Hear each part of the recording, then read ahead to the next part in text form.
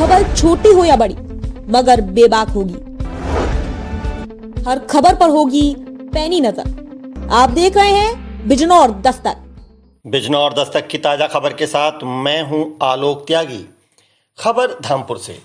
धामपुर के नगीना मार्ग स्थित एक रिजॉर्ट में आजाद समाज पार्टी द्वारा सामाजिक न्याय और संविधान बचाओ संकल्प सभा को लेकर एक प्रेस वार्ता करते हुए आजाद समाज पार्टी के प्रदेश अध्यक्ष और पूर्व विधायक सुनील चित्तौड़ ने कहा कि भारतीय जनता पार्टी के 9 वर्ष के कार्यकाल में देश सैकड़ों वर्ष पीछे हो गया है।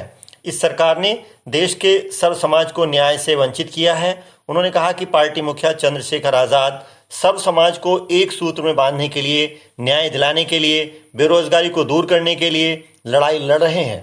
प्रेस वार्ता में उनके साथ प्रदेश महासचिव राम गोपाल, आजाद समाज पार्टी के राष्ट्रीय कार्यकारिणी सदस्य आवेज ताजिम अहमद, प्रदेश महामंत्री नीटू सिंह, जिला अध्यक्ष बिजनौर हरिओम एडवोकेट, मंडल अध्यक्ष और पंचायत सदस्य विवेक कुमार सेन, पुष्पेंद्र राणा, आलोक भारती आदि मौजूद रहे। रिपोर्ट नाजिम अंसारी। रखने से रोका जाता है, यहाँ तक कि पूरे देश में धरना प्रदर्शन रैलियाँ आप लोग हम लोग जो 7-8 साल पहले देखा करते थे कांग्रेस के समय, जनता पार्टी जनता दल के समय, पिछले 8-9 साल से जब तक इनकी सरकार आई है पूरे देश में न दिल्ली में न कहीं हमारा ये चौथा स्तंभ जो पत्रकारिता है, पत्रकार बंधु है, वो निगाह रखते हैं कि इन्होंने जो कहा वो कर रहे हैं या नहीं कर रहे हैं। ऐसे बेबाक और निष्पक्ष पत्रकारिता करने वाले पत्रकारों को भी ये सरकार बड़े पैमाने पर डराने में लगी हुई है। उनकी पत्रकारिता को खत्म करने का प्रयास किया जा रहा है। ये सीधा सीधा एक मैसेज है कि वर्तमान में इस देश के अंदर लोकतंत्र पूरी तरीके से खत्म होने की स्थिति में है। शिक्षा मिल जाए तो इनको पेट भरने के लिए सरकार के ऊपर निर्भर नहीं रहना पड़ेगा। ये विडंबना है इस देश की कि जनता की कमजोरियों को भी शिक्षा मिल जाए तो इनको पेट भरने के लिए सरकार के ऊपर निर्भर नहीं रहना पड़ेगा। ये विडंबना है इस देश की कि जनता की कमजोरियों को भी एक मजाक के रूप में प्रस्तुत किया जाए। इस अवसर पर जो भी नेता जो अपोजिशन के लीडर हैं सरकार के खिलाफ बोलते हैं तो जो सरकारी तंत्र है उसका इस्तेमाल करके अपोजिशन को डराया जाता है, धमकाया जाता है। लेकिन सरकार अपनी जिम्मेदारी को नहीं निभा रही है। तो यहाँ लोकतांत्रिक तरीके से हम लोगों की जिम्मेदारी है कि हम लोग जनता के कल्याण के लिए आगे आए हैं।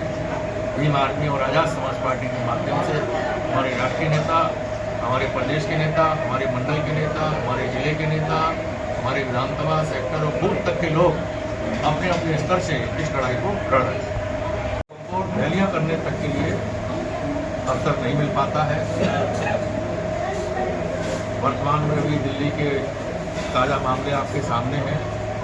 आम आदमी पार्टी और उसके तमाम नेताओं के यहाँ और खासकर जो हमारे पत्रकार बंधु हैं, जो इस देश के अंदर एक चौथा स्तंभ है, जो सरकार के ऊपर निगाह रखता है, सरकार में बैठे हुए अधिकारी और जनप्रतिनिधि जो जनता के बीच में जाकर वादे करके आते हैं। तारीख को जो रैली होने जा रही है, आपके माध्यम से मैं जनता से अपील करता हूं कि बहुजन समाज के साथ साथ सर्वजन समाज के लोग इस रैली में बड़े पैमाने पर आएँ और बहुजन समाज के महानायक मानवर कांशीराम साहब के प्रति अपनी आस्था और निष्ठा रखते हुए पुष्पांजलि भी अर्पित करें और उनके विचारों को लेकर चलने वाली आजाद समाज पार्टी और भीम आर्मी के राष्ट्रीय अध्यक्ष एडवोकेट भाई चंद्रशेखर आजाद जी के भी विचार सुने, जिससे इस देश का ताना बाना ठीक से हो सके। जनता पार्टी जैसी ताकतें भाई को भाई से लड़ा देंगी, बेरोजगारों को और बेरोजगार कर देंगी, गरीब को और ज़्यादा गरीब कर देंगी। बड़ा दुख होता है जब बच्चे चौराहों पर भीख मांगते हुए नजर आते हैं। बड़ा दुख होता है जब बच्चे 8-10 साल के फैक्ट्रियों में और बाग बगीचों में, खेत खलिहानों में मजदूरी करते हुए नजर आते हैं। ये सब सरकार की जिम्मेदारी होती है कि सरकार बच्चों को फ्री में शिक्षा दे, उन्हें रोजगार दे। आने के लिए आज़ाद समाज पार्टी और भीम आर्मी के राष्ट्रीय अध्यक्ष एडवोकेट भाई चंद्रशेखर आज़ाद जी पूरे देश के अंदर, उत्तर प्रदेश में ही नहीं पूरे देश में इस सरकार के खिलाफ अकेले ही पूरी ताकत के साथ हमलावर स्थिति में आ चुके हैं। राजस्थान, मध्य प्रदेश, उत्तर प्रदेश, बिहार,